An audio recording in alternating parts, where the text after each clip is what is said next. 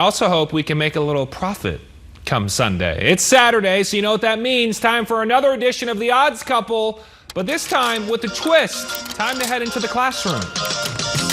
Welcome into another week of The Odds Couple, but this time around we're going to do things a little differently. Sports betting for dummies, and how fitting, I'm the dummy. It makes sense. But betting analyst Jared Smith is here to save the day. Jared, at times it's like we're speaking another language and we really need your expertise to decipher it. Are you ready? I am ready. I can be a dummy sometimes too based on the results of my picks, but hopefully today we all get a little bit smarter. I think I'm the bigger dummy, so we definitely need your help here. So let's start with the basics, how to read the betting odds. Jared, we got these negative, positive numbers. It can be very confusing at first glance. What the heck does it all mean? When you're looking at a point spread, and let's use a football game for example, and let's just use 3 because that's the most common landed on total, right? -2.5. Well, what that means is at the end of the game, you subtract 2.5 points from the team's score that you bet on. And if that team's score is still ahead, then you would be victorious. So I had to do some math in my head, but I'm following along, and hopefully everyone at home is as well. So time for some lingo, the money line.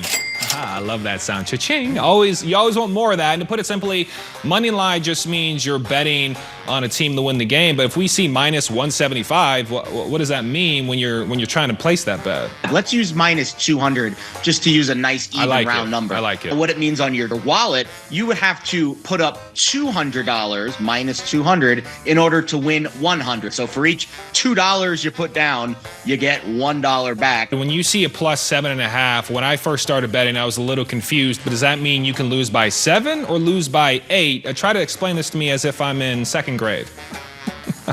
And so the Cardinals are great examples last weekend. They were a +7, right? They lost by 5. We would add 7 points to Arizona's score, and bing, bang, boom, that new final score would be Arizona 23 and Washington 21, right? And your Arizona +7 bet would be graded a win. You explain it so well. I try to explain it to my friends. It is just a mess. So we got one more to cover. The over-under, this one can really make you sweat. Essentially, betting the total points on the game and whether you want to take the over or the under, right? Team A, you take Team B, you combine those totals together at the end of the game, and you're betting on whether or not it's going to be over or under the number on your screen. So let's put your knowledge to the test with the Cardinals Week 2 matchup. As it stands now, the Cardinals are plus money. The spread sitting at 4.5, so that means, Jared, the Giants would have to win by 5 points to win the bet. Exactly, and the over-under sitting at 39.5. So, Jared,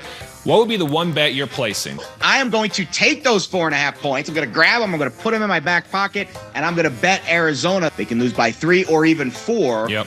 And that bet on Arizona +4.5 would still be graded a win. See, it all makes sense now. Jared, you are one heck of a teacher, making all of us smarter and richer, hopefully. I'm actually going to take the opposite. You're the analyst. People should probably side with Jared. I'm saying that first, but I'm actually thinking the Giants are going to win by 5 or more against the Cardinals. We will see what happens Sunday. Probably side with this guy over me, but that's what makes betting so fun. We'll find out soon enough. Jared, you were great. Thank you so much, man.